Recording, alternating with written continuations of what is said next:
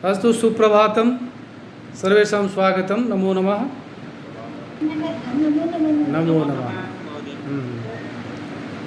तत्र अस्माकं प्रसङ्गः चलति काव्यप्रकाशस्य द्वितीय उल्लासे वृत्तिविचारक्रमः या शक्तिविचारक्रमः। तत्र काव्यतत्त्वदृष्ट्या शब्दस्य याः शक्तयः भवन्ति तासां शक्तीनां विवेचनं क्रियते। तत्र प्रथमं तावत् अभिधाशक्ति आचार्य मम्मटेन निरूपिता। अभिधाशक्तेः स्वरूपं निरूप्य ततः परं तत्र लक्षणावृत्तिः या वर्तते लक्षणायाः लक्षणं निरूपितं। लक्षणायाः लक्षणं निरूप्य पुनः लक्षणाया ये भेदाः भवन्ति तेषु भेदेषु प्रथमं तावत् शुद्धयोः उपादानलक्षणा लक्षणलक्षणा च इति अनयोः निरूपणं विहितम्। तो इस प्रकार आचार्य मम्मट ने द्वितीय उल्लास में जो शब्द की शक्तियाँ होती हैं या वृत्तियाँ होती हैं या शब्द के जो व्यापार होते हैं काव्यगत शब्द के काव्यगत व्यापार होते हैं इन तीनों का विवेचन किया है। सबसे पहले उन्होंने अभिधा व्यापार का निरूपण किया। उसके पश्चात नमो नमः लक्षण व्यापार का निरूपण करते हुए उन्होंने लक्षणा किसे कहते हैं लक्षणा की क्या परिभाषा है उसका निरूपण किया। उसके बाद लक्षणा के जो भेद है तो उन भेदों पर प्रकाश डालते हुए सबसे पहले जो शुद्धा लक्षणा के जो दो भेद है उपादान लक्षणा लक्षण लक्षणा इसका निरूपण करते हुए उन्होंने कहा कि स्वसिद्धये पराक्षेपः परार्थम स्वसमर्पणम। स्वसिद्धये पराक्षेपः अर्थात अपने जो वाच्यार्थ अपने अर्थ की सिद्धि के लिए परार्थ माने लक्ष्यार्थ माने अपरार्थ की अपरार्थ को जब वो ग्रहण कर लेता है तब वो कौन सी लक्षणा होती उपादान लक्षणा होती है। जैसे कुंता प्रविशन्ति ये उदाहरण दिया था। इसके पश्चात उन्होंने उपादान लक्षणा जो है उपादान लक्षण का विवेचन करने के पश्चात अब लक्षणा उसका विवेचन करेंगे।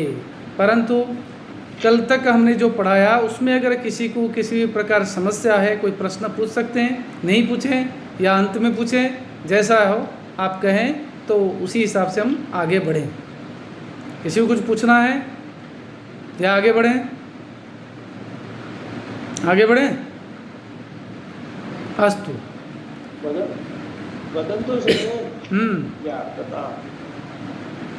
अस्तु तर्हि उपादानलक्षणायाः निरूपणात् परं तत्र लक्षणलक्षणायाः किं तावत् स्वरूपं का वा परिभाषा इति जिज्ञासायां तत्र आचार्य मम्मटेन यत् उक्तं इस परार्थम स्वसमर्पणम। परार्थ के लिए लक्ष्यार्थ के लिए अन्यार्थ के लिए वाच्यार्थ जब अपने अर्थ को समर्पित कर देता है तब वो लक्षणा होती है। इसके लिए उदाहरण है गंगायां घोषाः इत्यत्र तटस्य घोषाधिकरणत्वसिद्धये गंगा शब्दः स्वार्थम अर्पयति इति एवं आदौ लक्षणेन एषा लक्षणा। गंगायां घोषाः जब ये इस वाक्य का प्रयोग किया जाता है तब इसमें इसका जो वाच्यार्थ निकलता है भाई गंगा नदी में घोष। गंगा नदी का मतलब क्या है ना गंगा नदी का जल प्रवाह। तो गंगा नदी के जल प्रवाह में घोष माने आविरपल्ली ग्वालों का मोहल्ला। तो गंगा नदी के जल प्रवाह में ग्वालों का मोहल्ला कैसे होगा ये संभव नहीं होगा, असंभव है। क्योंकि आधार आधेय संबंध की यहाँ अनुचित्य है, यहाँ संभव ही नहीं। क्योंकि जल प्रवाह पर ग्वालों का मोहल्ला टिक नहीं सकता। तो ये जो है मुख्यार्थ का बाद हो गया।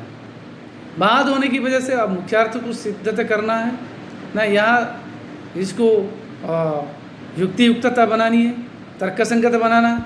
इसीलिए क्या किया न परार्थम सो समर्पणम, यहाँ लक्ष्यार्थ की सिद्धि के लिए लक्ष्यार्थ लाना पड़ेगा।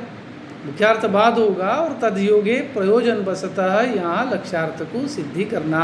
लक्ष्यार्थ क्या है न गंगा तटे घोषा, ये गंगा नदी के तट में घोष, इस लक्ष्यार्थ की सिद्धि करने के लिए यहाँ गंगा नदी का जो वाच्यार्थ है कि जल प्रवाह रूपी अर्थ वह समर्पित हो गया, अर्पित हो गया, यहाँ परित्यक्त हो गया, स्वयं ही अपने अर्थ को छोड़ दिया। वहाँ जब लक्ष्यार्थ की सिद्धि करने के लिए हम गंगा का अर्थ यहाँ गंगा नदी का जल प्रवाह रूपी अर्थ नहीं लेंगे, अपितु क्या लेंगे गंगा नदी के तट पर यह अर्थ लेंगे। अब गंगा नदी का तट पर अर्थ आते ही गंगा नदी का जो जल प्रवाह रूपी अर्थ अपने आप त्यक्त हो गया। इसीलिए ये क्या हुआ ना लक्षण लक्षणा नामक लक्षणा हुई। अब यहाँ क्लियर है क्योंकि प्रयोजन है, प्रयोजनवती लक्षणा भी इसको कह सकते हैं। रूढ़ितः प्रयोजनाद्वा, ये जो प्रयोजनवती लक्षणा है, ये जो शुद्धा लक्षणा प्रयोजनवती लक्षणा यही लक्षण लक्षणा है। क्योंकि लक्षणेन लक्ष्यते इति लक्षण लक्षणा, क्योंकि यहाँ मुख्यार्थ जो अपने आप को परित्याग कर देता है लक्ष्यार्थ को सिद्धि करने के लिए, इसी को लक्षण लक्षणा कहते हैं। तो इस प्रकार उपादान लक्षणा लक्षण लक्षणा दोनों जो निरूपण किया आचार्य मम्मट ने, इन दोनों को वो कहते हैं शुद्धा लक्षणा।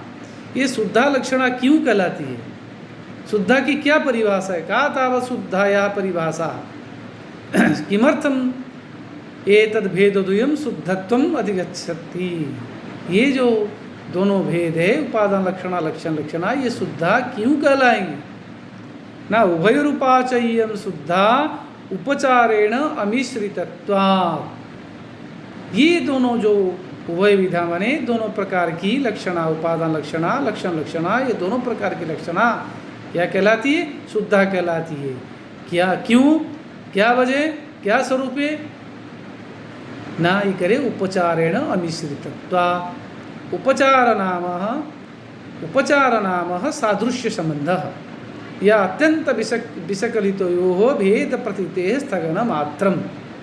अत्यंत समानता की वजह से जब भेद की प्रतीति नहीं हो, अभेद संबंध हो जाए, समानता हो जाए, एक जैसी चीज़ें हो जाए, कुल मिलाकर सादृश्य संबंध जो होता है, औपम्य मूलक जो होता है संबंध, उसको उपचार कहते हैं। परंतु यहाँ शुद्धा लक्षणा में क्या होता है, उस उपचार का अभाव होता है। उपचारेण अमिश्रित, अमिश्रित माने मिश्रित न होना, मिलना नहीं, अर्थात सादृश्य संबंध का कोई लेन देन नहीं है यहाँ शुद्धा में। यहाँ सादृश्येतर संबंध से संबंधित जहाँ होता है तो वहाँ क्या शुद्धा लक्षणा होती है। आप देखिए, चाहे कुंता प्रविशंति हो, चाहे उपादान, चाहे लक्षण लक्षणा का उदाहरण गंगायाम घोषो हो, दोनों में जो वाच्यार्थ और लक्ष्यार्थ, यहाँ दोनों में कोई संबंध नहीं है, सादृश्य संबंध वाला संबंध नहीं है। यहाँ और कुछ संबंध है, ठीक है, वहाँ स्व संयोगी संबंध है, संयोगी संबंध है कहाँ, कुंता प्रविशंति में, और यहाँ तट रूपी संबंध है, सामीप्य संबंध है, परंतु सादृश्य संबंध नहीं है। अगर सादृश्य संबंध होता तब यहाँ शुद्धा लक्षणा नहीं होती, क्योंकि सादृश्य संबंध से संबंधित होने वाली जो लक्षणा वो गौणी कहलाती है। समझ में आया, लक्षणा के दो भेद होते हैं, एक शुद्धा एक गौणी। शुद्धा के जो भेद हैं उपादान लक्षणा या लक्षण लक्षणा, ये दोनों शुद्धा इसलिए कहलाती है कि उपचार से अमिश्रित होते हैं। उपचार का मतलब है सादृश्य संबंध, उपचारेण अमिश्रित का मतलब है सादृश्येतर संबंध से संबंधित होना। उपचार नाम सादृश्य संबंध से में नहीं मिलना, संयुक्त न होना। इस प्रकार ये सादृश्येतर संबंध से संबंधित होने के कारण ये दोनों उपादान लक्षणा और लक्षण लक्षणा क्या कहलाती है, शुद्धा कहलाती है। यहाँ एक मुकुल भट्ट नामक एक आचार्य की बात को यहाँ बीच में लाते हैं आचार्य मम्मट। क्योंकि मुकुल भट्ट जो है ये काव्य शास्त्री हैं, ये अभिधावृत्ति मातृकाकार है, अभिधावृत्तिकार है, अभिधावृत्ति मातृकाकार है। इनका कहने का आशय है भाई ये जो जो उपादान लक्षणा लक्षण लक्षणा दोनों जो शुद्धा लक्षणा है, तो शुद्धा लक्षणा में भी उपचार का मिश्रण होता है, अर्थात सादृश्य संबंध से भी ये संबंधित होते हैं। गौणी में भी गौणी लक्षणा में भी सादृश्य संबंध होता है, और यहाँ शुद्धा लक्षणा में भी सादृश्य संबंध से संबंधित होते हैं। परंतु आचार्य मम्मट इसको नहीं चाहते। आचार्य मम्मट का बिल्कुल क्लियर कट अभिव्यक्ति है, साफ साफ वो कहते हैं सादृश्य संबंध से संबंधित कभी हो ही नहीं सकती शुद्धा लक्षणा। शुद्धा लक्षणा में तो सादृश्येतर संबंध होगा और गौणी लक्षणा में सादृश्य संबंध होगा। इसलिए ये मुकुल भट्ट की बात को वो कहने के लिए यहाँ उनका मत को कह करके वो उसका खंडन भी करते हैं, क्योंकि मुकुल भट्ट कहते हैं ये जो अनयो लक्ष्यस्य लक्षकस्य च न भेद रूपम ताटस्थ्यम, ये न भेद रूपम ताटस्थ्यम, न को अगर का निकाल दें, न की बात जो जोड़ दिया जाए, न की बात को, न जो शब्द है इस शब्द का कथन आचार्य मम्मट का है, न को हटा दे तो मुकुल भट्ट का अभिप्राय है क्या है, अनयो लक्ष्यस्य लक्ष्यस्य भेद रूपम ताटस्थ्यम। ये ले लो, ये मुकुल भट्ट का अभिप्राय है। क्या कह रहे हैं, न को 1 मिनट साइलेंट कर दें, हम उसको एक तरफ रख दें, निकाल दे, अलग कर दे, तो वाक्य क्या बनेगा, अनयो लक्ष्यस्य लक्ष्यकस्य च भेद रूपम ताटस्थ्यम। ये जो बात है, ये जो वाक्य बना, ये वाक्य किसका है, मुकुल भट्ट का। मुकुल भट्ट का कहने का आशय है। वो भाई इसी रूप में इन शब्दों से वो नहीं कहे होंगे, लेकिन उनके जो अभिप्राय, उस अभिप्राय को ये इस प्रकार प्रतिपादन कर रहे आचार्य मम्मट, करके उसका खंडन कर रहे, न कह करके फिर खंडन कर देते हैं। बोले नहीं, ऐसा नहीं हो सकता। पहले न को हटा करके हम देखें मुकुल भट्ट का अभिप्राय क्या है। मुकुल भट्ट कहते हैं अनयो माने उपादान लक्षणा लक्षण लक्षणा च इति अनयो भेदयो। हाँ, लक्ष्यस्य लक्ष्यकस्य च, लक्ष्य माने लक्ष्यार्थस्य, लक्ष्यक माने वाच्यार्थ, वाच्यार्थ ही तो लक्ष्यक बनता, लक्षणिक बनता, उससे ही वो लक्ष्यार्थ को सिद्ध करता। यहाँ वाच्यार्थ लक्ष्यार्थ के प्रति या भेद व दोनों में भेद रूप ताटस्थ्य है, माने भेद रूप है, दोनों अलग अलग है, और यहाँ तटस्थ रहता। वाच्यार्थ जो है लक्ष्यार्थ के प्रति तटस्थ रहता, माने उपरक्तता नहीं रहती, उसका उससे कोई लेन देन नहीं है। उपादान लक्षणा और लक्षण लक्षणा दोनों में, मतलब जैसे गंगायाम घोष हम कहें, तो गंगायाम घोष में वाच्यार्थ जो है गंगा नदी में जल प्रवाह में घोष, ये वाच्यार्थ है, और लक्ष्यार्थ वह गंगा तट में घोष। ये दोनों हैं, ये दोनों में एक अभेद संबंध है। गंगायाम घोष कहते ही यहाँ अभेद रूप से अर्थ निकलता है, संबंध है, यहाँ के कोई निबिड़ संबंध है, जिसकी वजह से वो गंगा नदी गंगायाम घोष कहते ही हम गंगा तट में घोष, ऐसा अर्थ निकलता है।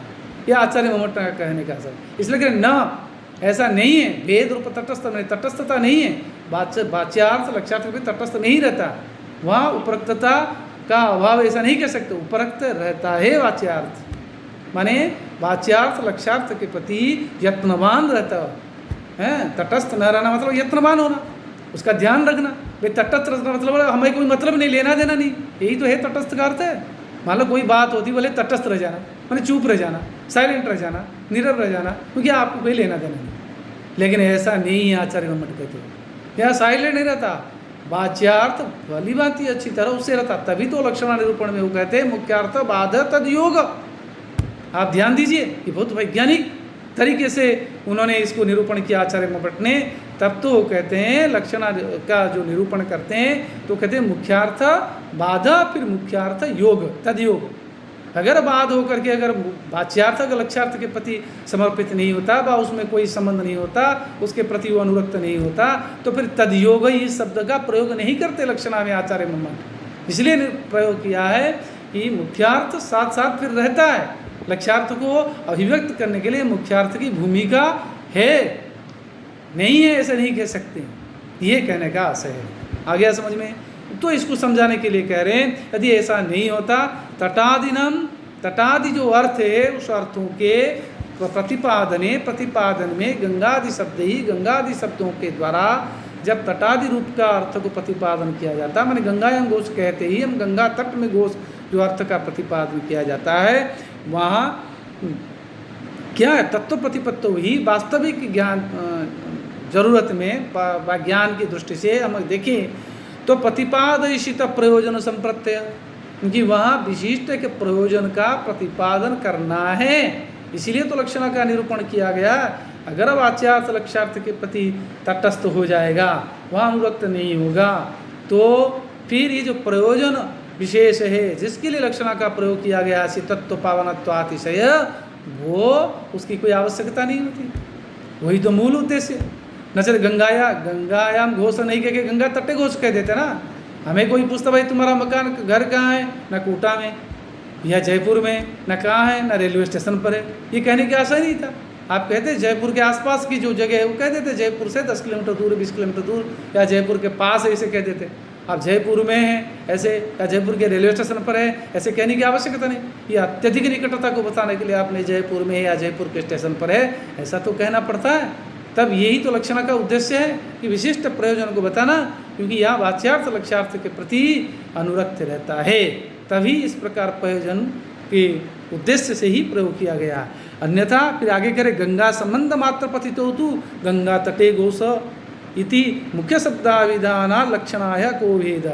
अगर उस प्रयोजन विशेष प्रयोजन को लक्ष्य नहीं बनाता व उसके उद्देश्य से ये लक्षणा का प्रयोग नहीं होता, तो फिर केवल गंगा या केवल तट जो संबंध मात्र जो कहते हैं ना, संबंध मात्र, गंगा संबंध मात्र पतिथि अगर होता, गंगा से संबंधित ऐसे कहते तट रूपी अर्थ को हम लेते हैं, तो फिर हमें जरूरत नहीं, क्योंकि गंगा तट गंगायाम घोष कहने की जरूरत नहीं, गंगा तटे घोष ऐसे मुख्यार्थ बात प्रयोग कर देते हैं। अगर ऐसे प्रयोग कर दें तो फिर लक्षणा की जरूरत नहीं। ये कह रहे ना, सब मुख्य शब्दाविधान लक्षणाया को भेद, फिर लक्षणा का प्रयोग और मुख्यार्थ के प्रयोग में क्या जरूरत है। लेकिन यहाँ ध्यान देने की बात है, गंगायाम घोष कहने से जो जिस अभिप्राय की अभिव्यक्ति होती है, जो बात होती है, क्या गंगायाम तटे घोष कहने में वो बात आएगी? नहीं आएगी। जो अत्यधिक शीतलता अत्यधिक पवित्रता का अवबोधन होता है गंगायाम घोष कहने से, क्या वो अवबोधन गंगाया तटे घोष कहने पर होगा? नहीं होगा। इसीलिए तो लक्षणा का प्रयोग किया गया। ये जो मुकुल भट्ट है अभिधा वृत्तिमातृकाकार है, इनके जो मत है इसको खंडन करने के लिए, अपनी बात को बलपूर्वक रखने के लिए व अपनी बात को समर्थन करने के लिए, उसको महत्व देने के लिए आचार्य भट्ट ने थोड़ी देर उस मुकुल भट्ट की बात को विवेचन किया है, ताकि भाई लक्षणा में क्या होगा ना, मुख्यार्थ अलग है लक्ष्यार्थ अलग है, ये जरूर कहेंगे, लेकिन दोनों में एक घनिष्ठ संबंध है। मुख्यार्थ और जब तक लक्ष्यार्थ अभिव्यक्त नहीं हो जाता तब तक मुख्यार्थ साथ साथ रहता है, उसमें कोई रिश्ता है, उसमें कोई संबंध है। उस बात को आगे और क्लियर करेंगे, हम समझ लेंगे जब आएगा, आगे इसको और विवेचन करेंगे।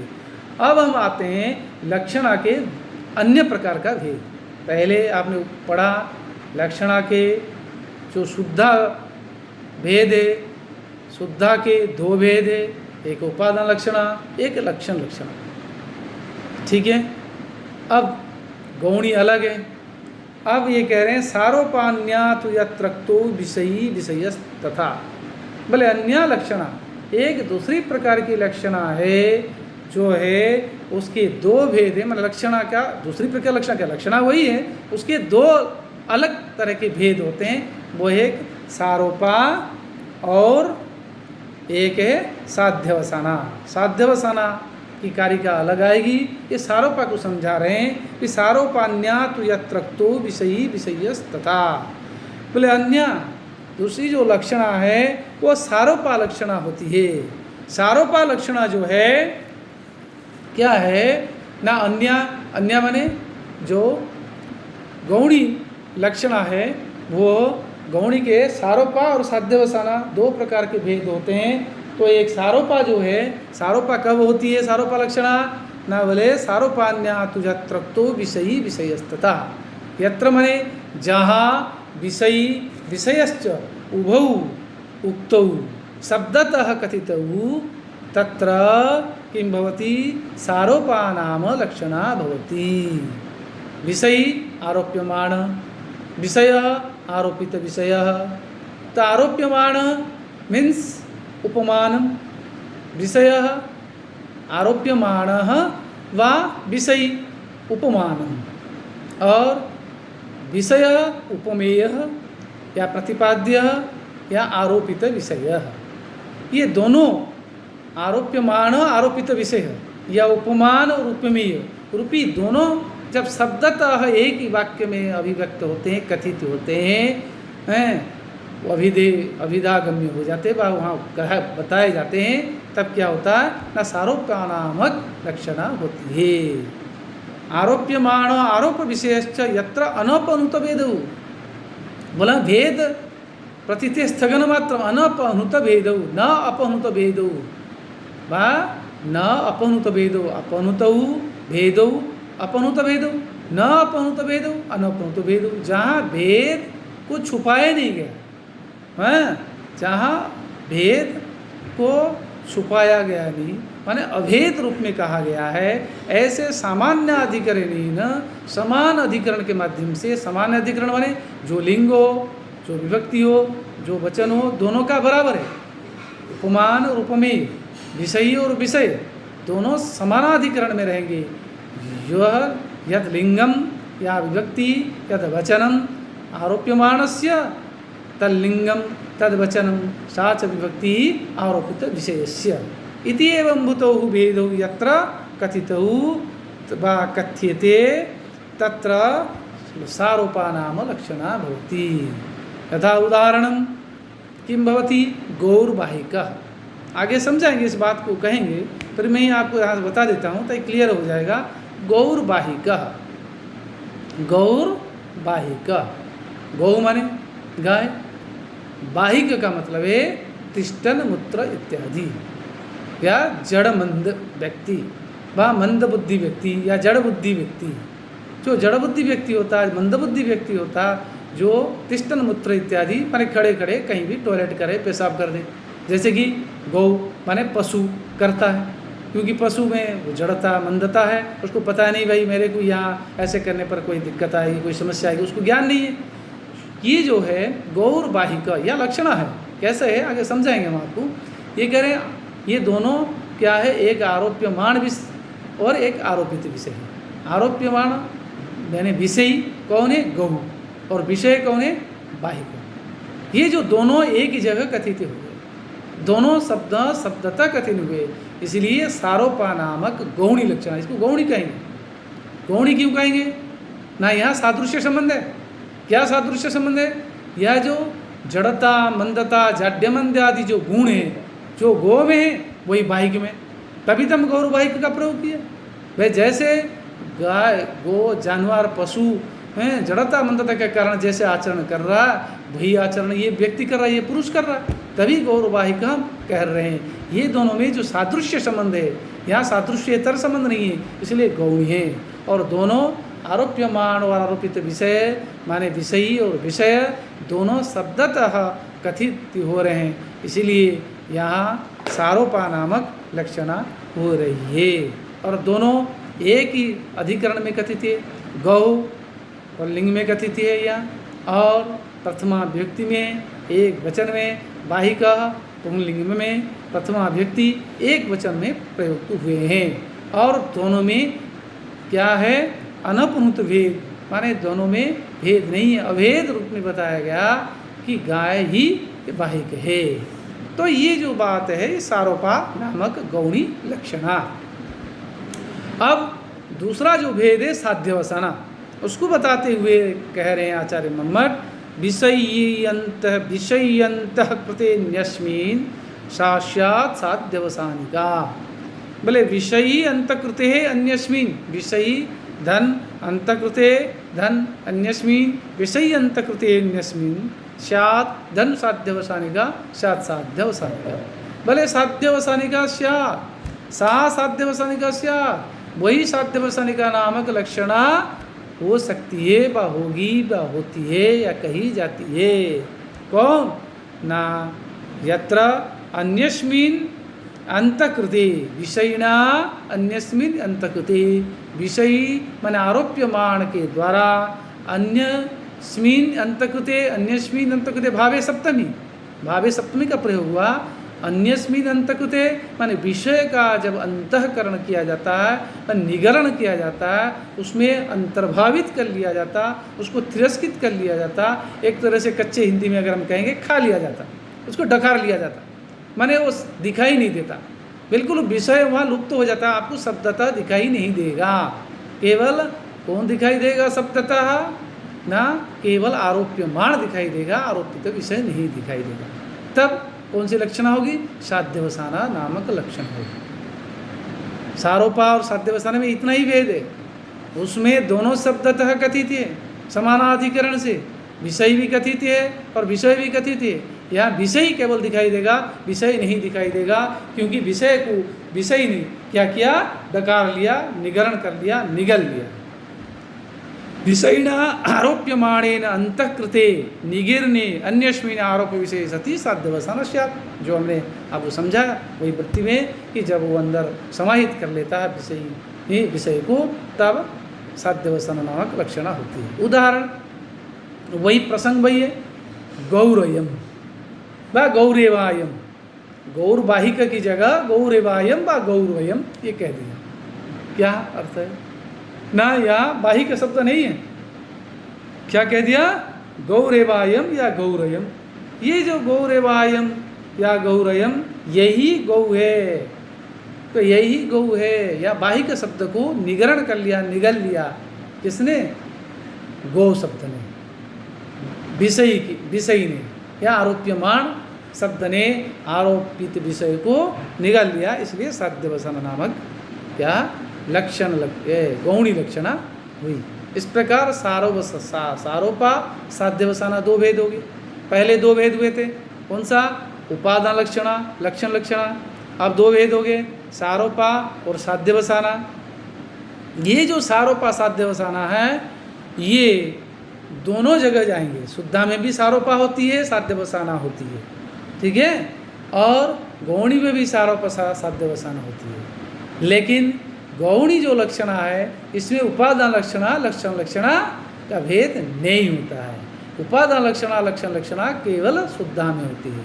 इस प्रकार हम क्या देखेंगे ना, शुद्धा लक्षणा के चार भेद हो जाएंगे। देखिए, शुद्धा लक्षणा में चार भेद हो जाएंगे और गौणी में दो भेद। गौणी में दो भेद कौन है ना? सारोपा साध्यवसाना। और शुद्धा में चार भेद कैसे होंगे? पहले आएगा कि सारोपा सारोपा उपादान लक्षणा, फिर साध्यवसाना उपादान लक्षणा, फिर क्या होगा ना लक्षण लक्षणा सारोपा लक्षणा, फिर लक्षण लक्षणा साध्यवसाना लक्षणा, चार हो गए। और गौणी में सारोपा और गौणी में साध्यवसाना, छह भेद हो गए। अब आगे हम इसको क्लियर करेंगे, जब अंत में कहेंगे लक्षणा 63 विधा, ये कहेंगे वहीं आपको हम क्लियर कर देंगे जब सारे उदाहरण आ जाएंगे। अभी तो आपने चार ही उदाहरण पढ़े हैं, अब ये चार उदाहरण फिर दोबारा आएंगे और दो उदाहरण भी आएंगे, तब क्लियर हो जाएंगे। अब आप देखिए, भेदो इमो च सादृश्या संबंधांतरतस्तथा गौणो शुद्धौ च विज्ञेयम्। अब ये कह रहे हैं इमो भेदो, ये जो दो भेद बताए गए कौन कौन? सारोपा और साध्यवसाना। क्या है? सादृश्यात, सादृश्य संबंध से संबंधित होने पर क्या कहलाएंगे ना? गौणों। सादृश्य संबंध जैसे गौरवाहिक गौरेवायम, ये दोनों में सादृश्य संबंध है, ध्यान रखिए। गौरवाहिक गौरेवायम, एक सारोपा एक साध्यवसाना, ये दोनों सादृश्य मूलक संबंध से संबंधित है। यहाँ सादृश्य संबंध है वाच्यार्थ और लक्ष्यार्थ में, इसीलिए सादृश्य संबंध को लेकर लक्षणा पर्यवसित होने के कारण यहाँ क्या है ना? गौणी लक्षणा, ये दोनों सादृश्य संबंध है। और संबंधांतरतः तथा, जब सादृश्येतर संबंध, संबंधांतर माने सादृश्येतर संबंध, सादृश्य संबंध से हटकर कोई दूसरे संबंध से जब संबंधित होते तब ये शुद्धाभेद होते हैं। कौन? वही सारोपा साध्यवसाना। तो दो रह गए सादृश्य संबंध के कारण सारोपा साध्यवसाना रह गए, और जो सादृश्येतर संबंध हो गए वो भी सारोपा साध्यवसाना कहाँ चले गए? शुद्धा में चले गए। और शुद्धा में दो पहले थे, कौन? उपादान लक्षणा, लक्षण लक्षणा। तो इस प्रकार 2 × 2 4, ठीक है, 4 भेद हो गए, 4 2 6। कुल मिलाकर आपको इतना ध्यान रखना पड़ेगा कि शुद्धा जो है वो सादृश्येतर संबंध से संबंधित होती है और गौणी सादृश्य संबंध से संबंधित होती है। और उपादान लक्षणा, लक्षण लक्षणा, ये जो दोनों हैं ये सादृश्य संबंध से कोई वास्ता इनका है ही नहीं, इसलिए ये प्योरली शुद्धा लक्षणा है। ये क्लियर हो गया। और सारोपा और साध्यवसाना ये दोनों जगह बैठ जाते हैं, गौणी में भी है, शुद्धा में भी है। गौणी में कब हो जाते हैं? ना जब सादृश्य संबंध से संबंधित हो जाते, और शुद्धा में कब हो जाते हैं? ना जब सादृश्येतर संबंध से संबंधित हो जाते। इनके उदाहरण से आपको क्लियर होगा, आगे हम इस उदाहरण को परिभाषित करेंगे।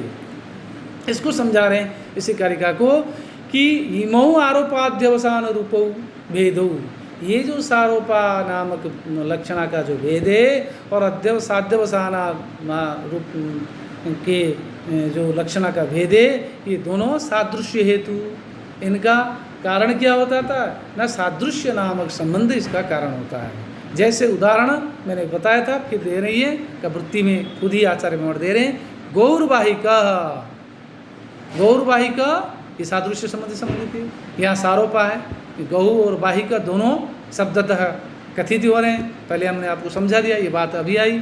और गौ रयम, मैंने अब कहा गौ रयम व गौरे वायम, कैसे भी को गौरम यही गौ है, यहाँ वाहिका शब्द को निगरण कर लिया गौ शब्द ने, ये इसलिए यहाँ साध्यवसाना नामक लक्षणा है और गौणी लक्षणा है, क्योंकि ये दोनों सादृश्य संबंध से संबंधित है। अत्र ही, यहाँ ही क्यों ऐसे हो रहा है, क्यों इनमें लक्षणा हो रही है, कौन सा सादृश्य संबंध है? ना ये है, इसको समझा रहे आचार्य मम्मट। अत्र ही, यहाँ गौणी लक्षणा में सारोपा का जो भेद है या साध्यवसाना का जो भेद है, दोनों गौरवाहिक गौरयम, इन दोनों में क्या है? ना स्वार्थ सहचारिण गुणा जाड्यमान्द्यादय लक्ष्यमाणाः अपि गोह शब्दस्य परार्थाविधाने प्रवृत्ति निमित्तत्वम उपजान्ति इति केचि। यहाँ सादृश्य संबंध को अभिप्रेत करने के लिए, यहाँ लक्ष्यार्थ को लक्ष्यार्थ की सिद्धि करने के लिए, यहाँ लक्षणा की सिद्धि करने के लिए आचार्य मम्मट 3 युक्ति देते हैं, 3 मत देते हैं। एक पहला मत देते हैं कि केचित, कुछ आचार्यों को मत में कि यहाँ जो लक्षणा की सिद्धि होती सादृश्य संबंध से, वो क्या है? न स्वार्थ सहचारिण गुणा, स्वार्थ माने अपने अर्थ के साथ साथ रहने वाले जो गुण हैं, जैसे गौ है, गौ का अर्थ गोत्व रूपी जो अर्थ है, इसमें साथ साथ रहने वाला गुण, गुण तो साथ ही रहता ना, क्योंकि गुण और गुण का नित्य संबंध है, पहले पढ़ चुके, जन्म के साथ ही आए। तो ये जो स्वार्थ सहचारिण गुणा, कौन कौन से गुण होते हैं? न जाड्य मंद्यादि, जड़ता मंदता आदि गुण, ये लक्ष्यमाणा अपि, लक्षित होकर भी गो शब्द से, यद्यपि ये लक्षित हैं फिर भी गो शब्द से परार्थाविधाने, गाय जो शब्द है गोत्व रूपी शब्द का जो गोत्व रूपी जो अर्थ है, वह गो शब्द के परार्थाविधाने, दूसरे अर्थ का विधान में, अन्य अर्थ माने लक्ष्यार्थ का विधान में, अर्थात बाहिक रूपी अर्थ का विधान में प्रवृत्ति निमित्तम उपजान्ति, प्रवृत्ति निमित्त ये समर्पित होते हैं, ऐसा इति केचित कुछ लोग कह रहे हैं। क्या करें? परार्थ अभिधानी, दूसरे अर्थ को अभिधान करते हैं, अर्थात परार्थ अभिधीयते, लक्ष्यार्थ अभिधीयते, लक्ष्यार्थ का अभिधान होता है स्वार्थ सहचारी गुणों के सहायता से, ऐसा कुछ आचार्य कहते हैं। एक मत, परंतु दूसरा मत आता, दूसरे कुछ आचार्य आते हैं, वो क्या कहते हैं? न स्वार्थ सहचारी गुण अभेदेन परार्थगता गुणा एव लक्ष्यन्ते, न तो परार्थ अभिधीयते, परार्थ अभिधीयते इति अन्ये, ऐसा दूसरे, न अन्य इति अन्य, अन्य माने दूसरे, दूसरे जो आचार्य, कुछ लोग आचार्य क्या कहते हैं, स्वार्थ सहचारी गुण अभेदेन, अपने साथ साथ रहने वाले, अपने अर्थ के साथ विचरण करने वाले, साथ साथ रहने वाले गुणों की अभेदता के कारण, गुण में भेद के अभाव के कारण, माने गो में जो गुण है बाइक में भी वही गुण है। समझ में आ गया? गो में कौन सा गुण है, जाड्य मंद्य आदि, और बाइक में भी वही जाड्य मंद्य आदि गुण है। ये गुणों में अभेद होने की वजह से क्या हुआ, ना परार्थ गुणा है वो लक्ष्यन्ते, परार्थ गुण माने लक्ष्यार्थ का जो गुण है, लक्ष्यार्थ का भी कौन सा गुण, वही जाड्य मंद्य आदि गुण, इसमें भी वो जाड्य मंद्य आदि गुण है, उसमें भी जाड्य मंद्य आदि गुण है। वो जो परार्थगत जो गुण है वो गुण ही लक्षित होते, न तो परार्थ अभिधीयते।